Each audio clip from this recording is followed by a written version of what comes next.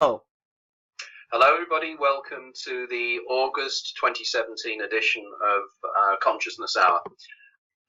We've had some very interesting guests over recent months, and we've very much been zooming in onto the parapsychological aspects of psychic phenomena.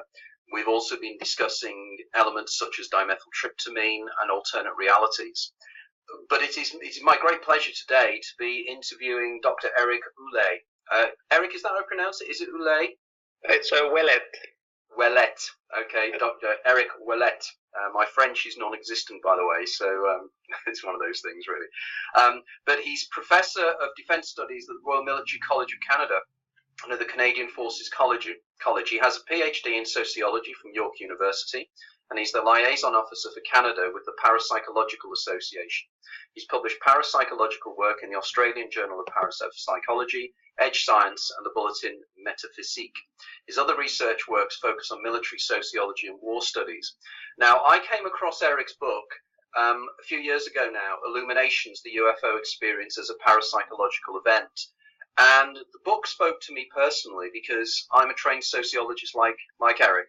And I've always been very, very keen to apply sociological aspects to the UFO phenomena.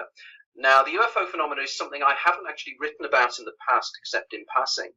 But my new book, The View from Begonia, is going to be an approach whereby I'm going to be taking the aspects of my previous book, Opening the Doors of Perception, and expanding it out into looking into exactly what is taking place when people are abducted. Are there links to DMT events? How can it be linked to such things as lucid dreaming and various other aspects? And these are very much areas that Eric looks into as well in his absolutely incredible book. And I mean, I strongly advise people not just to read Eric's book, but to read his blog page as well, because there's some fascinating material on there. I mean, I was particularly fascinated by your research into the Marian effects in Upper Egypt from many, many years ago, and I thought that analysis was fascinating in the extreme, because from my background I focused in on the sociology of religion, so I'm very much interested in the idea of how ideas, religious ideas and these type of things actually become inculcated into us sociologically. So without further ado, Eric, if you can tell us a little bit about somebody from your background, how you ended up studying the UFO phenomenon. What was it that drew you to it as an academic? Well, it was I would say, a journey. Started when I was actually young. I witnessed a UFO observation. It's kind of a bit strange to say that, but my older brothers were seeing something in the sky. They were all excited. They had the binoculars, and I was younger and tried to bug them to see something. Then eventually they gave me the binocular, but by that time the UFO was gone. So it kind of had an impact on me that there's the UFO event and there's the people who were observing the UFO event. It was kind of two different things.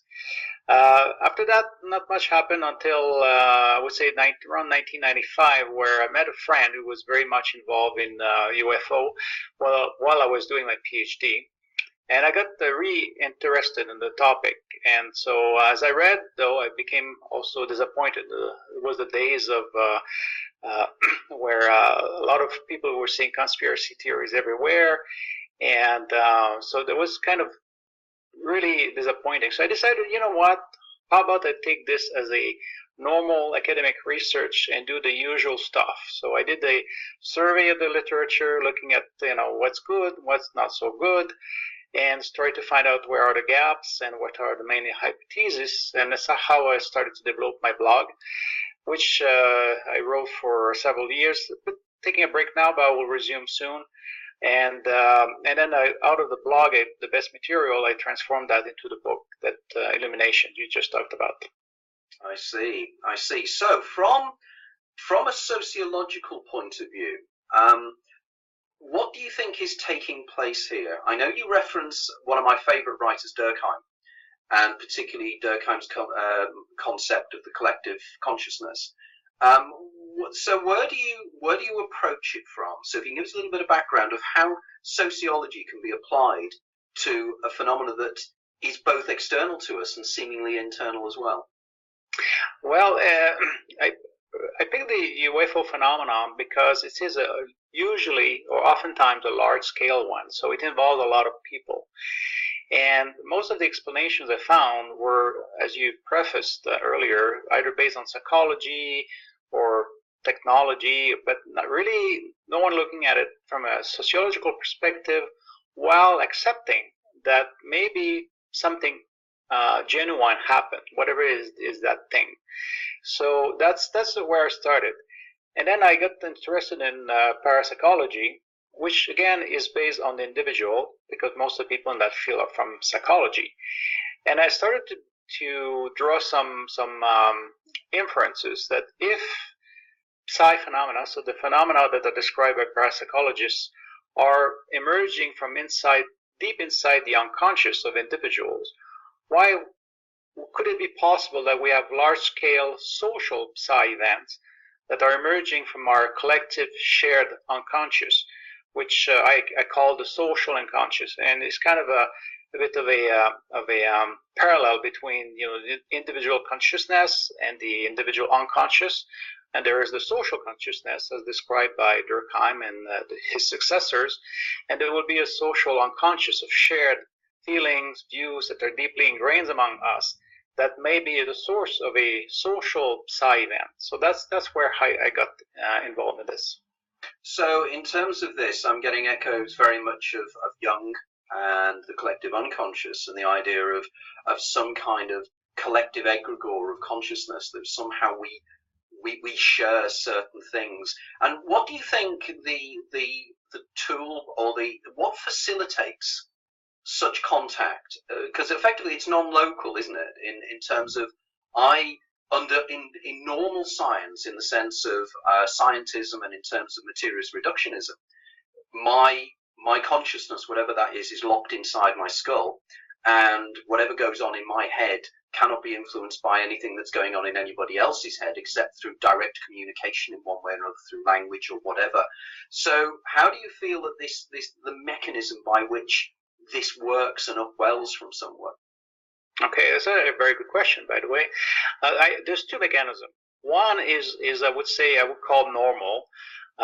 It means that yes, what's happening in our head is happening in each of our own head, but our head is filled with all kinds of things that are coming from society.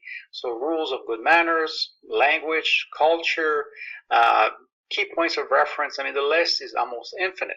So we are actually shared things, and we're not even aware that we're sharing things. But without those shared common values, norms, reference points, we will not have society.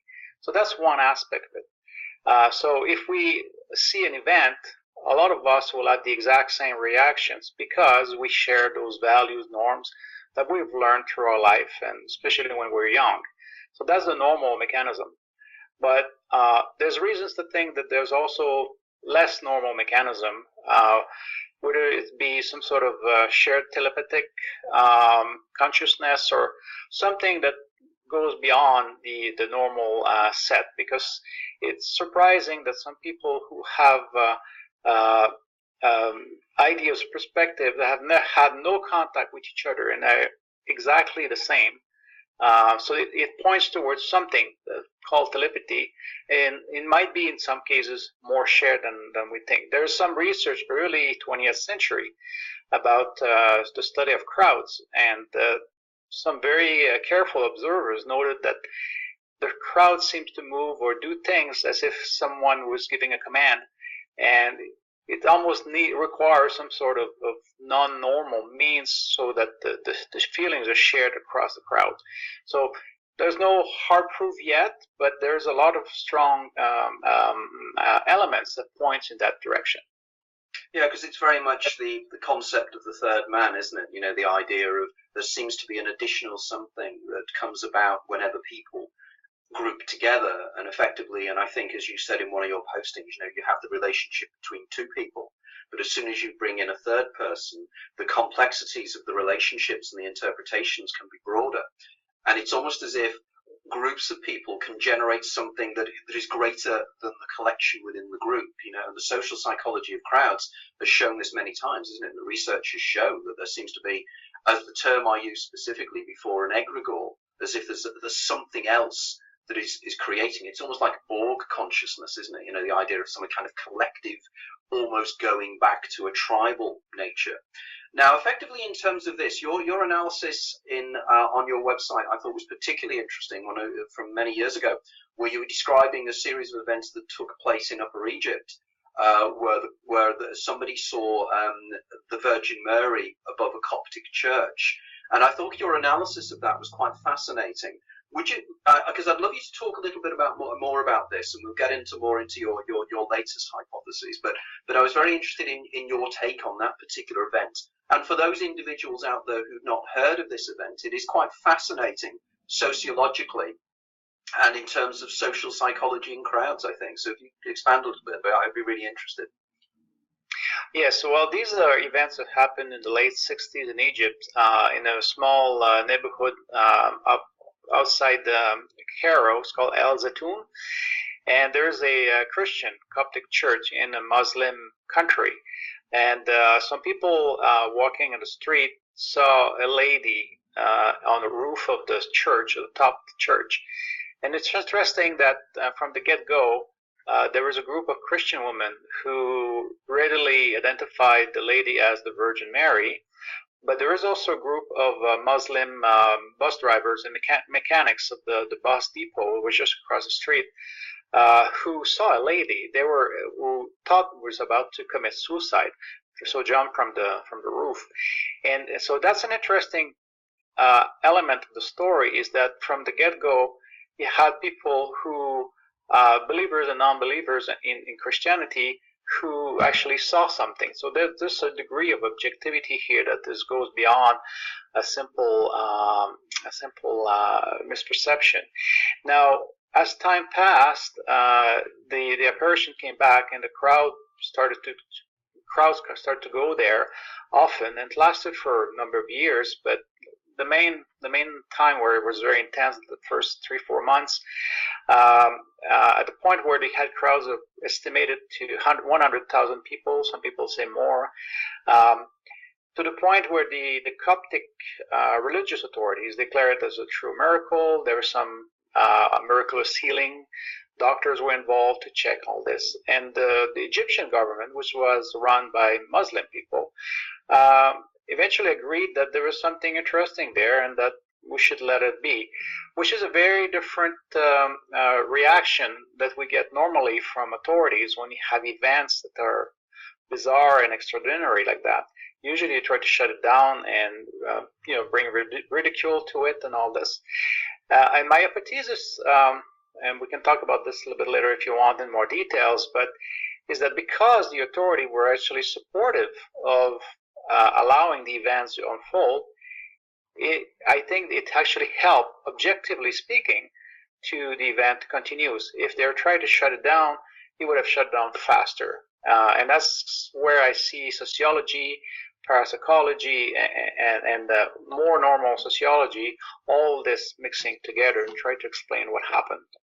Yeah, because you have a wonderful model whereby you describe such events, UFO sightings, and particularly your analysis of the Belgian flap, whereby you break it down into certain precise elements and sequences.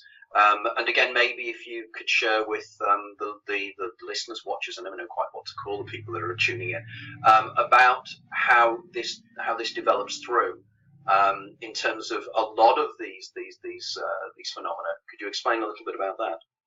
Sure. This is a model actually I borrowed from a German parapsychologist. His name is Walter von Lukadu, who studied intensely poltergeists or RSPK, so recurrent spontaneous psychokinesis events. And he came to the conclusion that these events, which are really local and usually in a family house, tends to unfold the same way on a regular basis. It is, the same patterns seem to show in most of those events. And so I decided to look at major, larger events and try to see if at the sociological level, at the generic level, we have the same 4 steps. So the 4 steps are first is a surprise. People don't know what's going on. Something weird happened. So that lady on the roof of the church, and that's a time where various interpretations are shared. So, is she just a lady who wants to commit suicide? Is it the Virgin Mary? So there's a lot of flux. And then we have a second phase, and sometimes it's in a few hours later, sometimes it's a few days later, it depends, where we have what we call a displacement.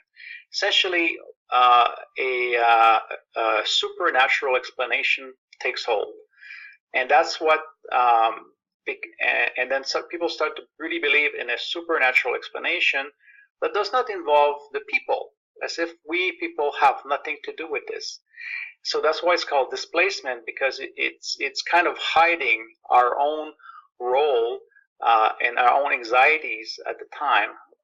Because in a poltergeist event, usually the individual in the house, one of them, is the one that kind of making these things happen through psychokinesis. But because they focus on a supernatural entity, there's a displacement, and the focus on that person is pushed away. So it allows actually the events to continue, because the person is not dealing with what's going on inside of him or her, which are causing all those disturbances. So it's kind of the same story at the sociological level. There's problems and issues in the Egyptian society that were emerging at the time, but because the focus was on a supernatural event, then we didn't look at that. Then the third phase is usually when you have skeptics arriving on the scene, where they usually have very thorough look, and sometimes not fully intellectually honest look at the situation, and then they declare the situation as being faulty. They look for problems. So in the poltergeist event, it's usually either the social workers comes, or there are some scientists comes, tells them, you know what, this is all a hoax. There's nothing happening. And the thing is that by breaking the belief in the supernatural event, then it kind of cuts off the energy of the people producing that event. In the case of the Egyptian, because the authorities, which would be the skeptic in that case, the classic skeptics, they actually were supportive of the event. So we didn't have that decline phase. And then the last phase in a classic poltergeist is called the cover-up. So not only you have skeptics declaring it's a hoax, but now it's officially an hoax. All those people were lying. Sometimes it goes even a court case because they value the price of a house, etc. Or at the more sociological level, if you take the example of UFOs, the government clamps down. There's nothing. You're all liars. That's it. It's over. We don't want to hear about this again.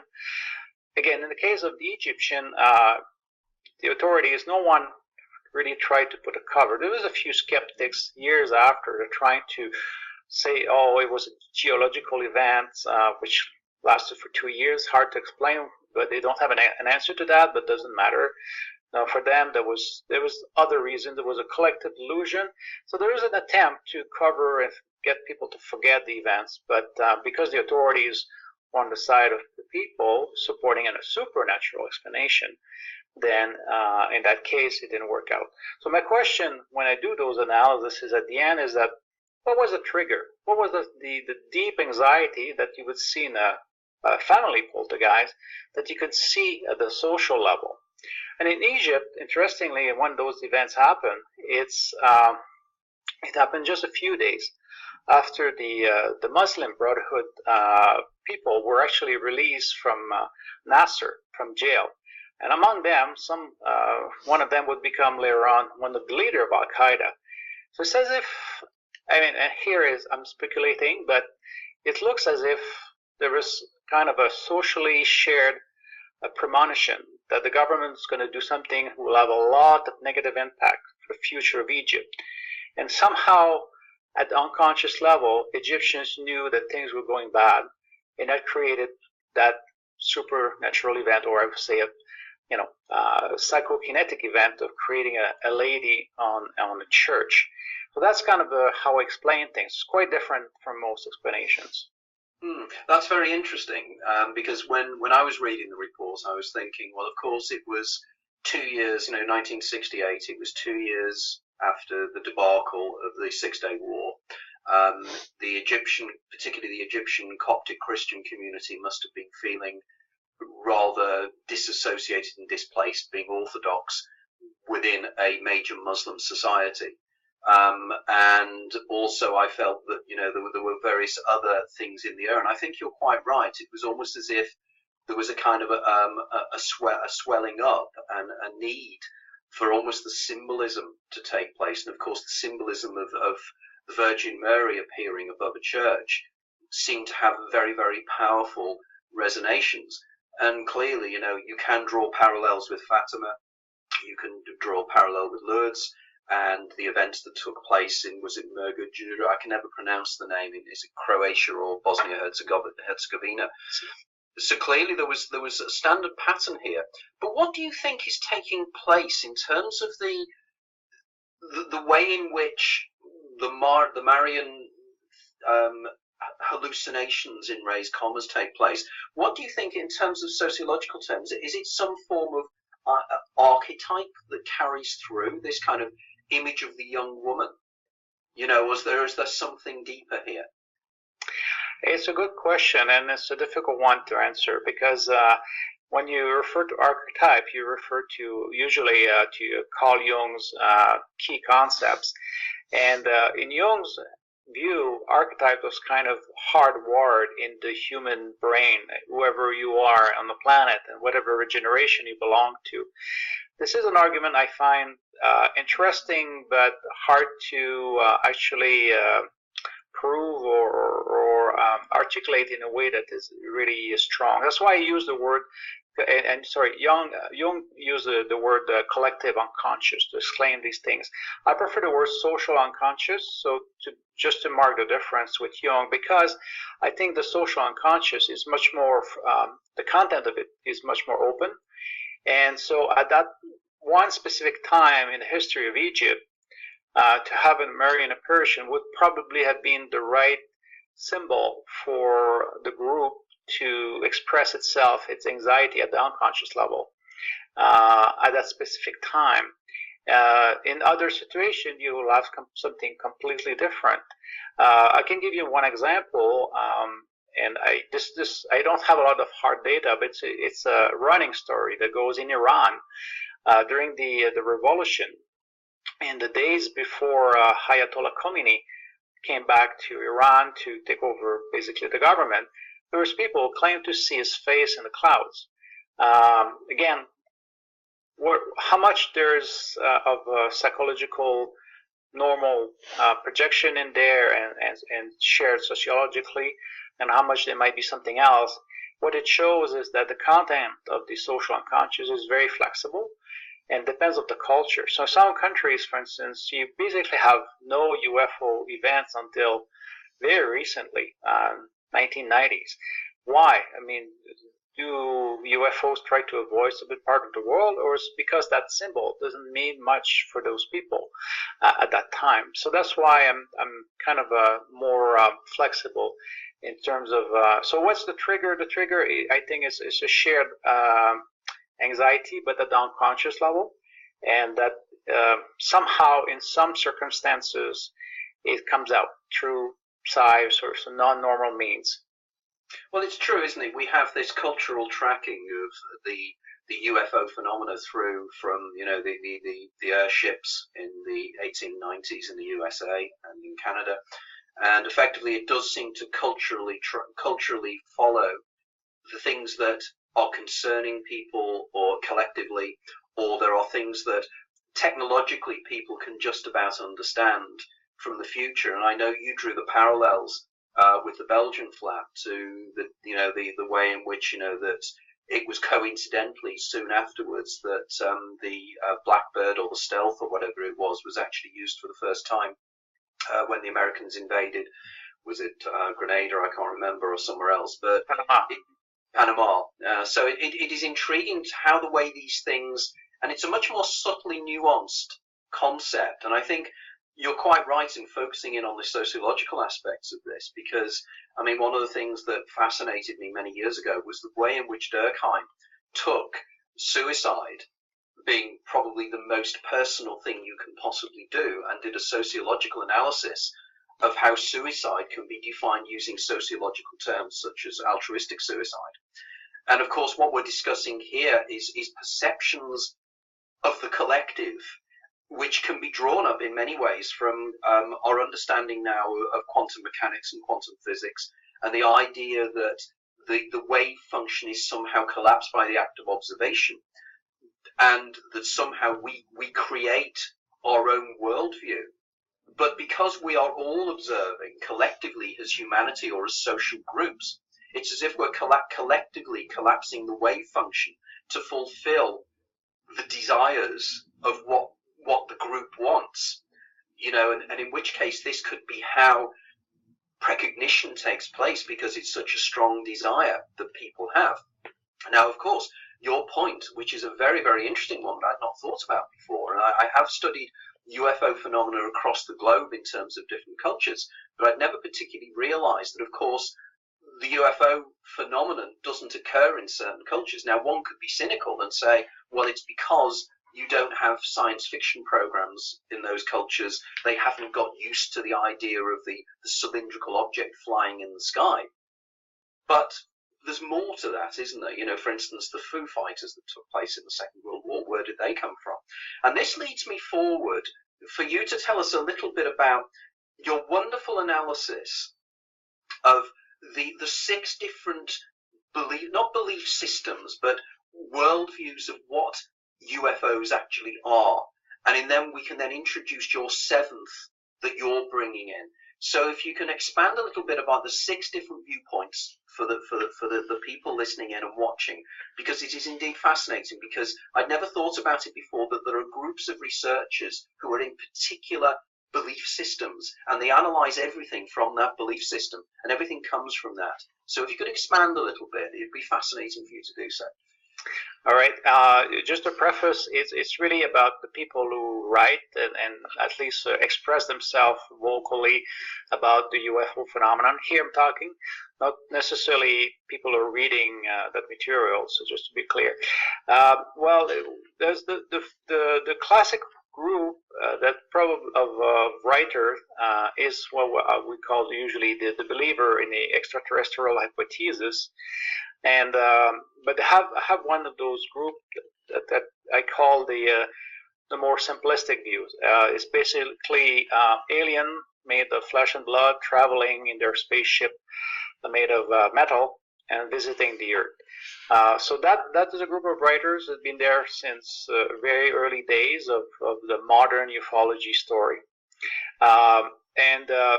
In many ways, their story is the main narrative up to this day, although I would say a lot of people are not satisfied with it, but it remains kind of the main story. Now, there are people who actually, I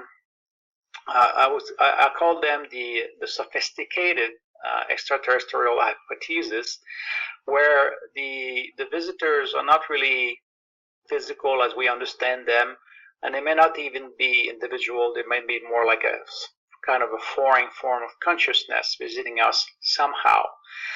Jacques Vallée is one of them that kind of pushed this idea of some sort of influence, but external to us, and we really don't know how, when, how they can influence us. But this is another group. Much more, and then you have variations of that. So you have some ultra dimension travelers and all this, but this is essentially the idea that there's still a non-human set of consciousness or entities getting involved with us. And then, of course, you have the classic deniers, so the believers in the nil hypothesis, essentially saying, you know what, this is nothing there, this is all illusion, this is all hoaxes, and really people who believe in that, there must be something wrong with these people. That's an older version of things that was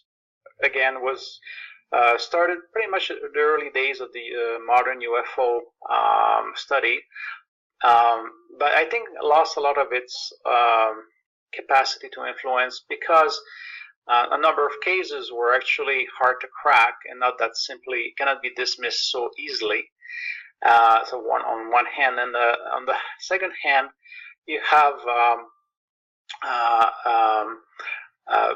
people say, well, the witnesses that came, they were very honest, very sincere, and what you're saying is very dismissive of them. So kind of not very acceptable in this day and age. But that's kind of the number 3 group.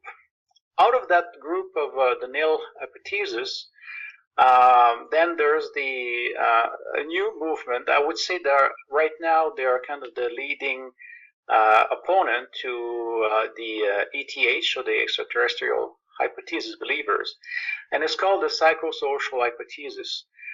There's three groups among them. I would say there's the early days of the psychosocial hypothesis, very much centered around the Magonia publication magazine, and essentially they try to explain these events, saying, okay, people report things, but this is all kind of sharing illusions and sharing images they have in their head about stuff they've seen in science fiction. And again, it's a little bit more nuanced than the classic debunkers, but they're still very dismissive of people because they basically claim that they know better than the actual witnesses who come forward. And anyone who has worked with witnesses and look in very details, you can see a huge amount of variety among them. And the psychosocial hypothesis as presented by these early publications in Magonia really don't cut it, because you cannot draw an inference between one specific individual, what they saw, and a magazine that's been published like 50 years earlier that who knows have read ever that magazine. So there's a lot of weaknesses there. The fifth group is a more sophisticated version of it, of the social psychological hypothesis, and mostly drawn from people who have expertise in folklore. So they say, you know what, people have the right to believe whatever they want. There's nothing wrong with that. So already there's a little bit more respect for the observer, the witnesses. But they take it as a folkloric tale. So it's just a story that people tell and gets embellished over time. And essentially, people come to believe things. And when they see things in the sky, they just relate that observation to what they know, which is the tale that they were told. Again, it's a little bit better. But the problem is that, again, we still have this fundamental problem that you have individual observations where people and multiple witnesses would have very detailed descriptions that do not match at all the folkloric tale of UFOs. I mean, if you look at the details of accounts, the gray aliens, this is actually a minority of reports. The vast amount of variations of size, of shapes, of types of attitude and behavior you have by those alleged aliens is scattering. It's essentially the folkloric explanation does not hold too well unless you do generalize very fast and go over a lot of details because they're kind of annoying details. So now we have the last version of it by a good friend of mine, actually, David Halperin, who I think represent probably the most advanced and the most respectful version of the psychosocial hypothesis, where they're strongly influenced by psychoanalysis, saying, you know what people see is something that's coming from inside of them. And they might be influenced by social events. They might be influenced by social images carried through TV and internet and so on and so forth. But there's something inside a person that we need to know about that brought them to see or project that image or that perception to the outside world. And although the people really believe they saw something, and they in their own consciousness they actually saw something, but there was nothing objective to it. So it's more respectful because in the sense that it forced the researcher to look at every individual involved and each cases, try to understand the witness for who he is or she is, his own, her own personal history and so on. So that's, I would say, a much more healthy, much more ethical way of looking at the phenomenon. But it still shares the one problem is that David would say that there's nothing parapsychological happening, there's nothing odd, I mean, out of an explanation that's happening. All of this is coming from inside a person, but we have to look at that person. So my seventh group, right, at least myself and maybe a few other people, we're saying, you know what? There are many cases where indeed it was a hoax or it was a misperception. So I integrate that part, but not all cases are like that. So I kind of integrate that. I integrate a little bit of the ETH views in the sense that I accept there might be some situation where you have objectively something in the sky. That something is not necessarily something, an object from another planet, but there's something there that could be some sort of very exotic natural phenomenon, but that phenomenon has an impact on us. So it could be balls of light, for instance, that they are highly electromagnetified and may have an impact on us. And we may actually interact with these things as a two-way street. I integrate some of their views in there. And I also integrate some of the psychosocial views in the sense that, indeed, if we share perception, we share cultures, we share language, and therefore it has to have an impact on how we describe events, how we feel about events, how we interpret things that are strange. So I combine all this together to say, you know what, how about there might be actually something really weird in the sky. It is partially influenced by society, by our own individual psychology, and then sometimes it can be, yes, just a misperception, and other times it is something really odd. And maybe parapsychology can help us to understand what is that thing. So that's in a nutshell the 7 ways of looking at UFOs. I think that's a very refreshing approach as well, and very, very important, because clearly there is something taking place. There is no question. And I mean, the people I know that are involved in ufology and the people who have witnessed things, they are the kind of people I genuinely believe that there was something that they experienced, whether it was external to themselves, whether it was internal to themselves, is somewhat unclear.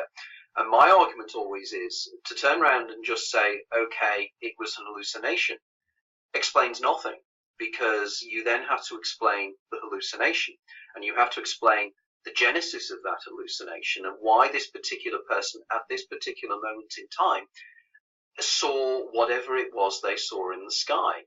And indeed, when we discuss hallucinations, when you start asking questions to exactly what hallucinations are, and you speak to neurologists and neurochemists and psychologists, we then have a problem because they don't quite know what hallucinations are, and particularly if the individual was not looking at the time for a UFO or an object in the sky and suddenly they see it, or they see an alien, or taking it back to the folklore arguments, you know, they see a pixie, they see a goblin, and they associate that with the UFO in some way or form.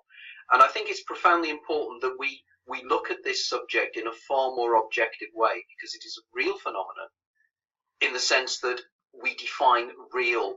I mean, how do we define what is real? I mean, for instance, one of the cases that you cited, which I'd like you to expand upon, was the case where you said there was a UFO or something seen by 2 different individuals in cars, and it was effectively the same object in the same location, but other people did not see it. So what is taking place there? What links those 2 people? And indeed, you have other cases like that where individuals have seemingly seen something, but other people haven't. Yeah, the case you're referring to is there was 2 different cars at the stoplight in Canada, in a large city, and so both people reported seeing a UFO or an object. It was not very far, maybe 1 kilometer away, but enough to be able to see it. But there was a very busy intersection, and no one else reported it. So it's kind of interesting because it seems objective. At least 2 groups of people saw it, so there's a degree of objectivity. But nothing seems physical to it. So I was not able to pursue it further in terms of finding if these 2 groups of people have something in common. But I have another example, and interestingly from the same city in Canada, where you have 2 individuals who saw a UFO. And this one I'll explain a little bit. There was actually a man and a woman living together, married. It was in the evening, and it was not that long ago, about 10-15 years ago. And they live on the edge of a valley. So in the valley, there is thousands of houses. It's a large city out there. And eventually they come to look at the window, and they saw what we would call a UFO, but a huge thing with all kinds of lights coming and shading from all kinds of directions. And there was part of the sky that you could not see the stars, so somehow it was hiding what was behind.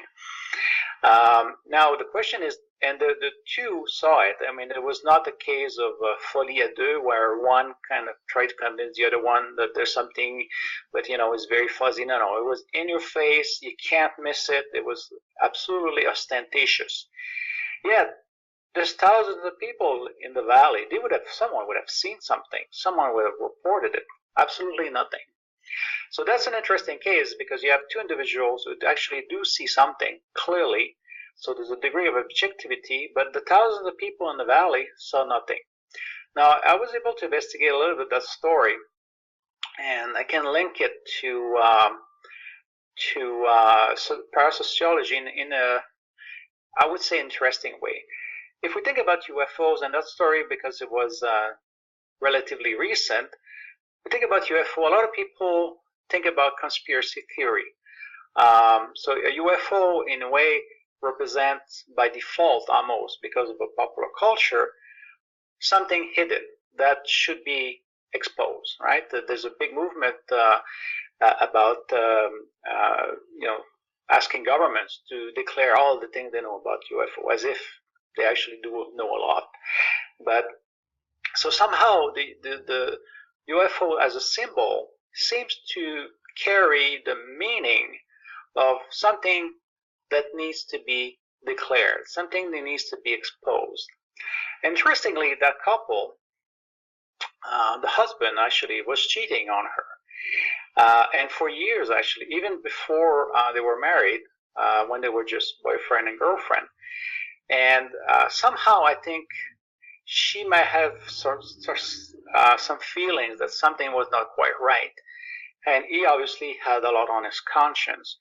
So a parapsychological explanation would be that the conditions were right for a need for this information, so the affair, to get exposed.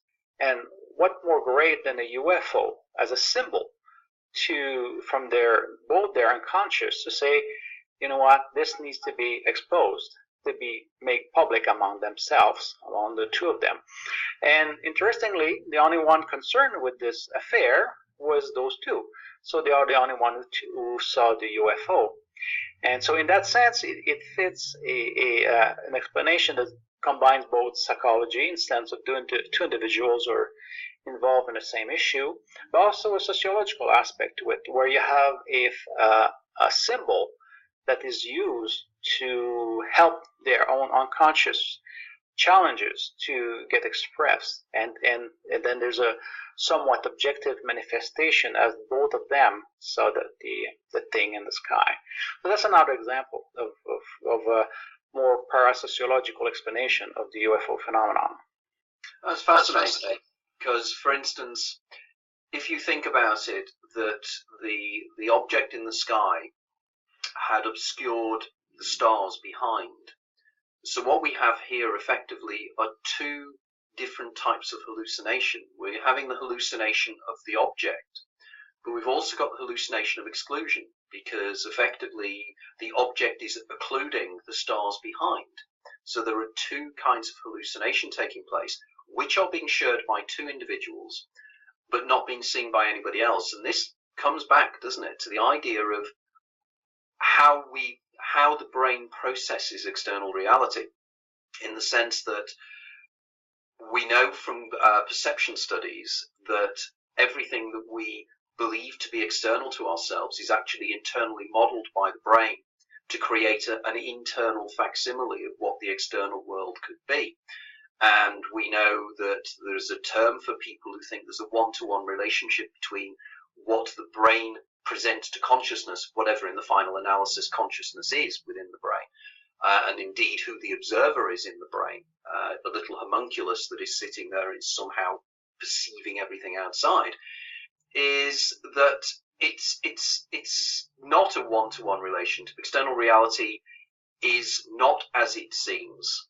It is something that the brain creates for us. So in which case there's absolutely no reason why the brain couldn't project into that external hallucinatory reality that we call consensual reality, something that is deeply rooted either within that person's psychology or is deeply rooted within some form of collective unconscious or collective consciousness. So in which case, going back to Jung's idea of, the famous book he wrote on UFOs, what is it, myth of things that are seen in the sky, we're suddenly coming into a far deeper analysis of the relationship between the observer and the observed, which of course, if we go down to particle physics, and we have the idea that, as I say, the wave function is collapsed, the idea that Max Born came up with, and the idea that in some way there is a very, very close relationship between what we perceive and what is out there. We're suddenly moving into those areas now where we're moving away. I think it was something you said in either in your book or one of your articles, that we're now moving away from the scientism of the 1950s into a far more holistic viewpoint of the mind relationship. And it's not dualism. We're not actually saying that there is mind and matter. It's something far more complex, that at a deeper level of reality, there is something deeper that we all perceive. Now, you've been involved in ufology and everything else for an awful long time. Are there any cases that you think really stand out for you in terms of they were seminal in your own understanding of how it all works? You must have some examples that I'm sure that you thought at the time, that really was quite inexplicable, and it's something I can't explain. Because, of course, the central question is, are UFOs physically out there? Because, as you rightly say, there is evidence that, that if a UFO comes down, there might be evidence of burnt patches or indentations in the ground, or people have some kind of effect whereby they are burned by the UFO or something like that. So are there any cases that you think really sort of highlights exactly this kind of viewpoint? Well, there's one case in particular that left a strong impression on me, because I had a chance to discuss with the experiencer, one of the two. It was during the Belgian UFO wave, and there was two young men, at the time they were in their early 20s, and they're driving on a road at night, and they saw in a field, I would say about 500 meters away from the road, a huge triangular object that was kind of maybe again about 250 meters above the ground, and moving very slowly, and that object was described as being as large as the Concorde airplane. So if it gives you an idea of the size, it's quite significant. So they decided to stop on the side of the road and have a good look. And now we're talking about several minutes of observation. We're not talking something you saw in the corner of your eyes that you cannot interpret properly. And eventually that object actually came over their head, and they couldn't believe it. And eventually, and fairly close, maybe 100 meters above their head. And it was noiseless, but one of the witnesses told me that there's a feeling of power in that thing. Like that's all he could describe. Is this? He felt that whatever it was very, very powerful, and eventually it left. And those two individuals, this event marked their life ever since. One of them became very much interested in parapsychology and the paranormal phenomena in general, ufology, and he has no explanation.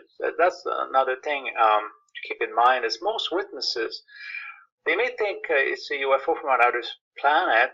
Some of them do, but most of them, they're not sure what it is, and they're really not taking a definitive take on what it is.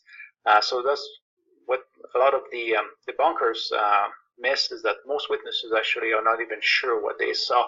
And they're very sincere and honest. That, I have no interpretation because I don't know.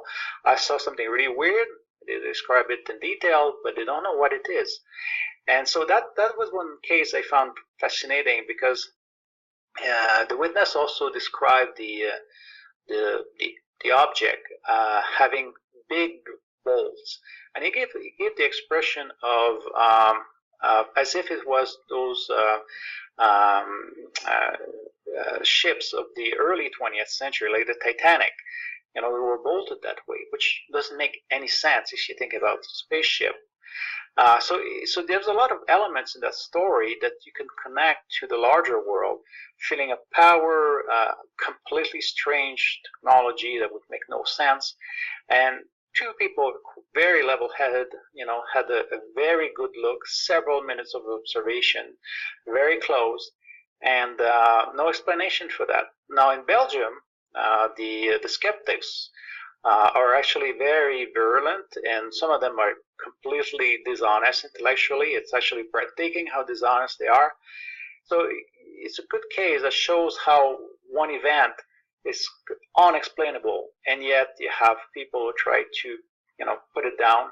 So it's one of those cases that have all the ingredients that I'm talking about. I found it very fascinating. Well, this is the thing that frustrates me, is that my research background, and I've now written 8, 9 books, and my fascination is altered states of consciousness, the out-of-body experience, the near-death experience, and moving then into perceptions of aliens in one way or another. I'm quite fascinated by things like Charles Bonnet syndrome, where people see little figures walking around.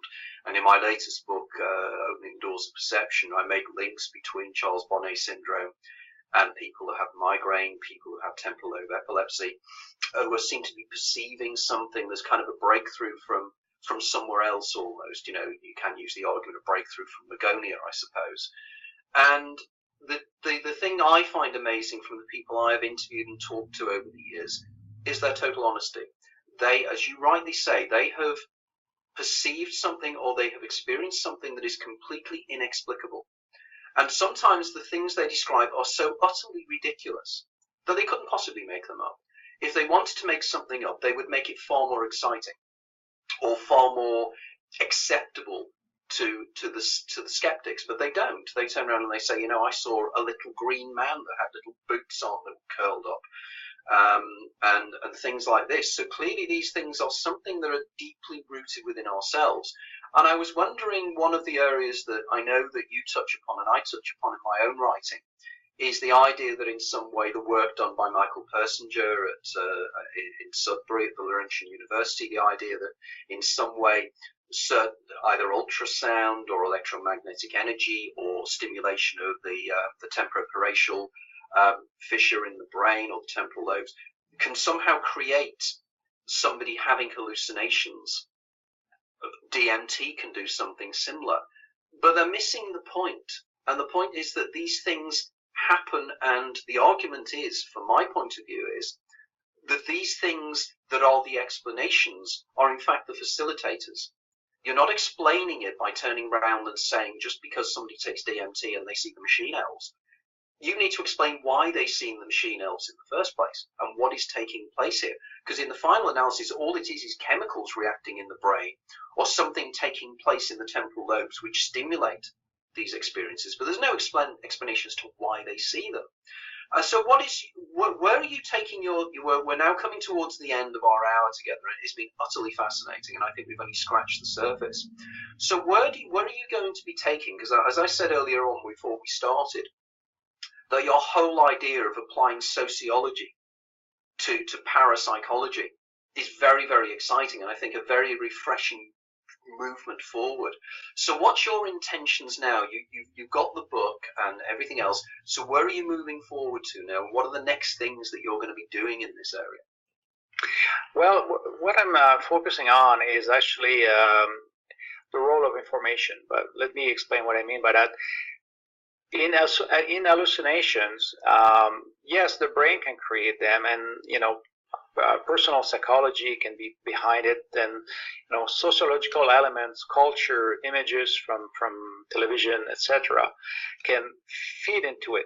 But what is really interesting is that in those so-called hallucination, there's oftentimes interesting information. So the case I explained of the couple, there's information that was, of course, hidden into symbolism, but information about, there's an affair going on. That was the message. There's information to it. A classic example that was studied actually over 100 years ago in the famous book, The Phantasm of the Living.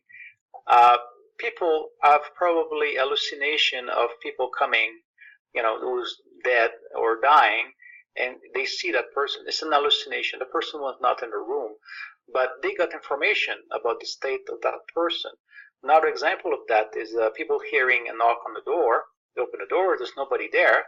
Then 5 minutes later, somebody arrives, knock on the door, and there's someone there. The first time, yes, it was an hallucination. If you had the tape recorder, probably no sound would have been made. But that hallucination had information of an upcoming event. And so my focus is really try to see how we can extract or interpret information out there in those events that are unexplainable. Because I think that's really what is extraordinary, is that those events, irrespective of how they are actually physically produced or psychologically produced, they tend to carry information that are either precognitive or may have some psychokinetic kinetic elements to it. But that's the special information that is contained in those events that just really make it extraordinary. Not so much the mechanism that should actually produce them. So that's my focus for the upcoming research. That's very interesting and much needed, I think. And I think you've hit the nail on the head there, that how can people gain information when it's information that they won't necessarily be aware of in one way or another. And I know that we had a recent guest, or comparatively recent guest on the show, Diane Hennessy Powell, and I'm not sure if you're aware of her work, but she is working with autistic children who are precognitive. And these children, there is no question, there is no doubt, these children are precognitive. The question is, and they are telepathic, and the question is how they are telepathic. Is there a collective unconscious, a collective consciousness that we can attune into that is greater than the brain? Is there a field of consciousness out there that we can attune into in one way or another? And we are all moving forward in very similar ways, and I'm very keen to stay in contact with you because your work very much interests me, and it's something that I'll be taking my work forward, and I will be talking to you because my next book I will be discussing aspects of your work, and I'm very, very keen to talk to you on an informal basis about how we could possibly work together on bringing some developments, because I'm a huge fan of Jacques Vallée, John Keel, and various other individuals, but I think there is more to it, and I think you're one of the guys that is actually looking at the more to it, the more, it's not rational is the wrong term, but more analytical, applying what we are as trained sociologists to apply to the things we see. So Eric, thank you very much for spending an hour with us here. It's been absolutely fascinating. I'm very apologetic about the Archon problems we had at the start, but we did succeed in the end, and I think obviously fate was making to ensure that we did actually get through and have this conversation. So how can people contact you? Your website, your blog site? Can you give us the link for that? Yes, well, first of all, thank you, Anthony, for having me on your show, and it was a pleasure to talk to a fellow sociologist. Yes, I can. My blog is Parapsychology in one word. If you type it in any search engine, you will get to me. And there's a place where you can leave a message if you want to contact me, and I usually respond pretty quick. So that's the easiest way to reach me. Okay, thank you very much, Eric. And as usual, thanks to Dia Nunez in the background, who without this it wouldn't work. And Dia and I went through quite a kind of stressful period. I'm sure Eric went through quite a stressful period as well, where we were trying to make this show actually work. But thanks again, and thanks for listening in. And we'll look forward to seeing you again all in a month's time when we'll be recording another edition of Consciousness Hour. Thank you, and thanks, Eric, as well. Thank you.